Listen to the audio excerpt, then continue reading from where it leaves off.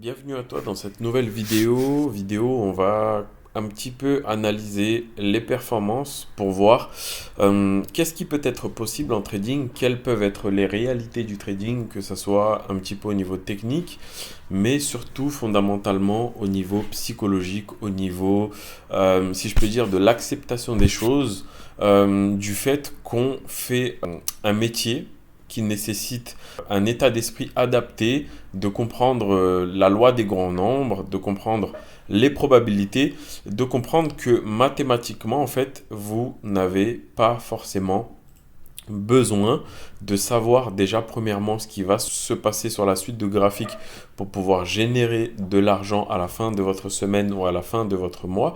Yeah, that's exactly what I'm saying. And all the mental errors I just listed are the result of thinking, a result of thinking, believing, or assuming that our technical method is telling us what's going to happen next on a trade-by-trade basis, and not understanding that technical methods aren't designed to do that. Technical methods and patterns are designed to put the odds of success in our favor over a series of trades. It may not seem like it on the surface, but there's some profound psychological implications here. What this means is the outcome of the signals generated by any technical method on a trade-by-trade basis are unique and random. In other words, there's no way to know in advance what the outcome to any particular signal will be or what the sequence of wins or losses will be over a series of trades. Deuxièmement aussi, il est important de comprendre que vous n'avez pas non plus besoin de gagner à 100% tous vos trades, c'est-à-dire vous n'avez pas besoin que toutes vos opportunités soient gagnantes pour pouvoir générer de l'argent. Et du coup, pour vous montrer un cas d'exemple concret, j'ai tout simplement pris le mois d'octobre. Donc nous sommes aujourd'hui le 3 novembre. Moi, j'ai repris le mois d'octobre, donc le mois précédent, pour vous montrer les statistiques de ma stratégie perso que j'applique sur les marchés financiers. Donc évidemment, quand vous allez voir afficher les opportunités tout à l'heure, je vais tout vous expliquer concrètement. Comme ça, vous allez comprendre et vous allez aussi voir que il va falloir pour vous, et j'insiste avec avec ce conseil précieux dès cette entrée de vidéo, qu'il faut que vous appreniez, pour ceux qui ne sont pas encore rentables, c'est généralement ce qui fera toute la différence. Il faut que vous acceptez concrètement le fait d'avoir tort de temps en temps, si ce n'est même en majorité du temps. Mais encore une fois, il faut vraiment que vous mettiez en avant de votre scène intérieure que il faut simplement que vous gagniez plus de bénéfices sur vos trades gagnants que ce que vous en perdez sur vos trades perdants. Et donc c'est pour ça, encore une fois, ce petit conseil qui rejoint celui que je viens de dire, c'est que n'hésitez pas justement à investir un risque minime, mais par contre de tenir vos plans, de tenir vos trades, de tenir les opportunités qui marchent bien et les laisser tout simplement vous offrir des gains bien supérieurs à vos pertes. Donc moi concrètement dans ma méthode, pour vous expliquer un petit peu théoriquement, je vais tout simplement prendre un risque de 1% pour un gain potentiel sur chaque opportunité de 5%. Donc en fait, cet écart entre les gains et les pertes, en fait, ça va fondamentalement me rassurer dans le sens où oui, évidemment, je peux perdre des trades, je vais même perdre des trades et cela ne doit pas justement interférer, encore une fois, mon job que je dois simplement répéter au quotidien.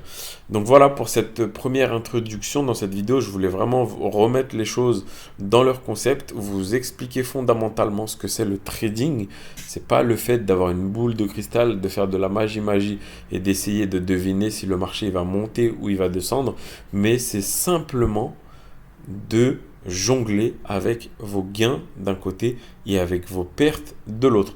Donc acceptez vos pertes, gérez suffisamment vos gains pour qu'ils soient supérieurs à vos pertes et laissez ensuite la magie des probabilités, la magie de la loi des grands nombres faire son travail, parce que c'est ce qui vous créera justement cette cohérence au fur et à mesure. Donc on va concrètement rentrer dans le vif de notre sujet de vidéo. Donc on va analyser le mois d'octobre. Donc je vais vous remettre mes tracés là. Peut-être pour vous ça peut paraître un petit peu brouillon, mais je vais tout vous expliquer. Alors les traits noirs que vous pouvez voir ici, c'est le début du mois d'octobre. Comme vous pouvez voir, le mois d'octobre a commencé le 2, un lundi.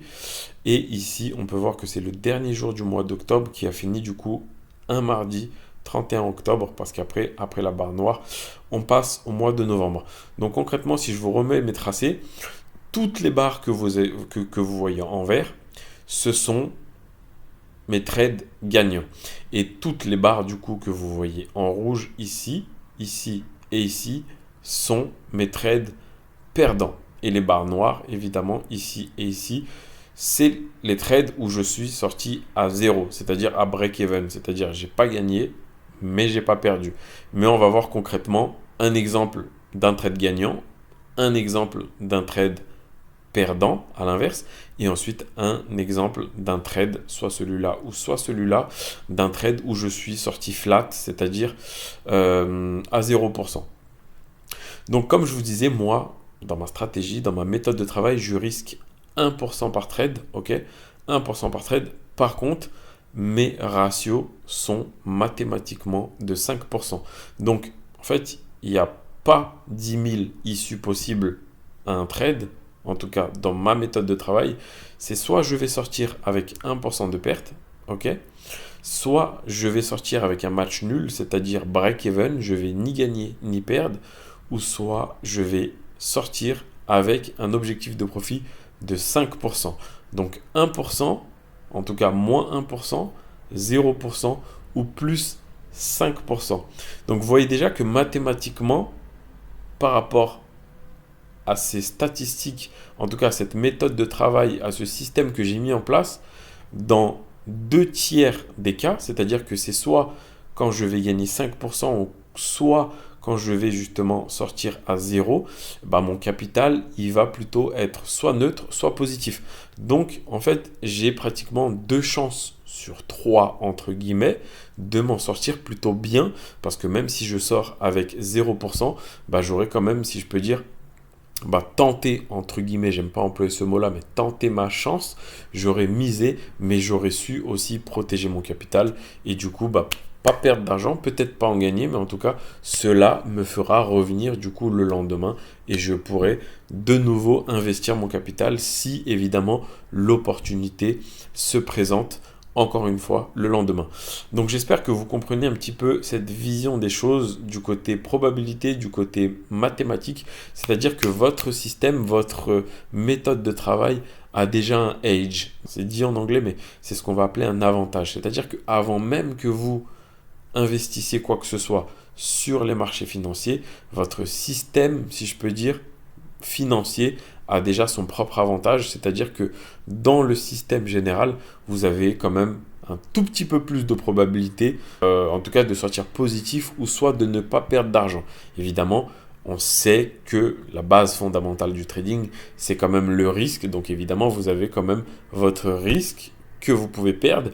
Maintenant, la grosse différence entre quelqu'un qui a de l'expérience en trading et qui est là pour du moyen long terme, il va avoir une gestion du risque stricte et il sait que le plus important, c'est pas de gagner vite, mais c'est de gagner justement lentement et de perdre aussi du coup lentement, mais d'avancer justement parce que nos gains sont supérieurs aux pertes. Donc pour ceux qui ne comprennent pas le trading, là je viens de faire une définition très concrète de la chose. Bienvenue dans ce monde-là. Si tu es intéressé, n'hésite pas à t'abonner. Encore une fois, cette chaîne, elle est dédiée un petit peu pour ça. Beaucoup pour la psychologie, beaucoup sur le développement personnel, une vision, une seule vision des choses. C'est pour ça qu'on a appelé cette chaîne The One Thing, c'est-à-dire une seule pensée, c'est-à-dire que je vous envoie concrètement ma vision des choses. Je ne dis pas que c'est la meilleure. J'estime que du fait des choses que j'ai acquises, que j'ai traversées dans mon passé ou au quotidien, j'ai un tout petit peu de légitimité à vous apporter ces conseils. Ce pas des conseils en investissement. Je ne vous demande pas d'acheter le dollar ou de vendre du rouble, la monnaie russe. Ici, on partage tout simplement notre passion et j'espère qu'encore une fois, cela vous fait plaisir et cela vous apporte et vous aide également, vous aussi de votre côté, justement, à devenir ce trader rentable. C'est l'unique objectif, entre guillemets, de cette chaîne, en tout cas, sur l'aspect trading. C'est de vous aider. Donc ici, finalement, pour le mois d'octobre, on en revient à nos moutons. J'ai pris 1, 2, 3, 4, 5, 6, 7, 8, 9, 10, 11, 12, 13, 14. J'ai pris 15 trades durant le mois d'octobre. Sachant qu'il y a eu 1, 2, 3, 4, 5, 6, 7, 8, 9 trades gagnants. Donc 9 trades gagnants sur les 15. Il y a eu 2 trades où je suis sorti à break-even. Et ensuite 1, 2, 3 trades où je suis sorti en perte. Donc si je peux dire, ce fut un excellent mois d'octobre. Voilà, je ne dis pas que tous les mois, ça sera comme ça. Vous allez le voir qu'ici, d'ailleurs, je commence très, entre guillemets, très mal le mois de novembre par 3 pertes consécutives. Ok. Mais encore une fois, si on en revient à ce mois d'octobre, je fais en termes de performance. Alors ici, on ne va pas parler de dollars ou d'euros en termes monétaires. On va plutôt parler en pourcentage. Et du coup, vous aussi, de votre côté, ça va concrètement pouvoir vous montrer une vision des choses que, encore une fois, il n'y a pas besoin de prendre 10 000 trades par jour. Parce que là, quand vous voyez les opportunités, c'est un trade par jour, minimum, en tout cas maximum. Ici, un trade le 4 octobre, un trade le 5 octobre, un trade le 6, un trade le 9, le 10, le 11, le 12, le 13. Bref, un trade pour ma part dans mes règles maximum par jour. C'est soit j'ai une opportunité, je la prends et c'est fini pour la journée, soit je n'ai pas d'opportunité et du coup je patiente jusqu'à mon slot horaire maximum et là ensuite j'abandonne complètement mes écrans et ensuite je reviens le lendemain au début de ma session. Donc vous voyez comme ici par exemple, pas de jour le mercredi, pas de trading le jeudi et le vendredi je fais un break-even. Ensuite pas de trade le lundi, je fais un gain le mardi, pas de trade le mercredi, je fais un gain le jeudi, je fais un gain le vendredi et ensuite une perte le lundi, pas de trade le mardi, ainsi de suite. Mais encore une fois, en termes de performance, vu qu'on en était là tout à l'heure avant que je parte dans mes explications, parfois qui peuvent durer un petit temps, je pense que tu l'as remarqué, mais 5%, vu que je prends 5% de gain ou 0 ou moins 1, donc 5, 10, donc ici 0. Ensuite, on va compter que les gagnants d'abord, ensuite on va soustraire les perdants, donc 5, 10, 15, 20, 25, 30, 35, 40, 45%, ok, de trades gagnants en termes de performance. Et du coup, ensuite, on enlève 1% ici, donc 44, 43, 42. Et du coup, ici, ceux qui sont en noir, les deux, c'est 0. Donc, 42% de performance sur le mois d'octobre. Donc, je te laisse 2 secondes pour un petit peu imaginer. Je ne dis pas que tous les mois, ça sera comme ça, évidemment. Sinon, ça serait beaucoup trop facile. Mais encore une fois, voilà ce qui est possible quand concrètement vous avez choisi une stratégie, une méthodologie, quand vous êtes confiant avec vos ratios, quand vous savez que fondamentalement vous allez gagner beaucoup plus que ce que vous allez perdre, et encore une fois, durant les mauvaises phases, par exemple comme ici, ça ne sera pas un problème si par exemple derrière on fait ne serait-ce qu'un gain à 5%. Il faut savoir qu'un gain à 5%, c'est-à-dire que vous pouvez vous autoriser à perdre 5 trades et un seul gain va vous compenser ces 5 trades perdants. C'est ça que je veux vous faire comprendre. Et donc, c'est ça qui facilitera, si je peux dire, l'acceptation de vos pertes, le fait de faire confiance à votre processus parce que vous avez des datas. Là, encore une fois, on peut revenir dans le passé. J'ai des datas. Par exemple, ici, si on revient par exemple sur le mois ici de septembre, donc je vous le fais en direct avec vous, je n'ai pas regardé les statistiques, mais par exemple ici sur le mois de septembre, on va regarder combien en termes de performance on a fait. Par exemple là, vous pouvez voir beaucoup plus de rouge que de vert, justement à l'inverse du mois d'octobre où il y a eu beaucoup plus de gagnants. Mais encore une fois, on va voir si mathématiquement le job a été fait et combien justement on a perdu ou gagné en termes de performance. Donc ici, on peut voir un gain et on peut voir 2 gains. Donc on a techniquement que 2 trades gagnants dans tout le mois. Sachant qu'on a 1, 2, 3, 4, 5, 6 trades perdants. Tu es d'accord avec moi? Dont 2 trades à break-even. Ok?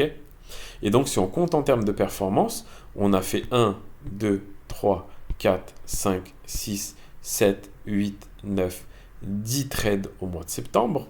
Donc, un tout petit peu moins qu'au mois d'octobre, on en avait fait une quinzaine, je crois, si vous vous souvenez.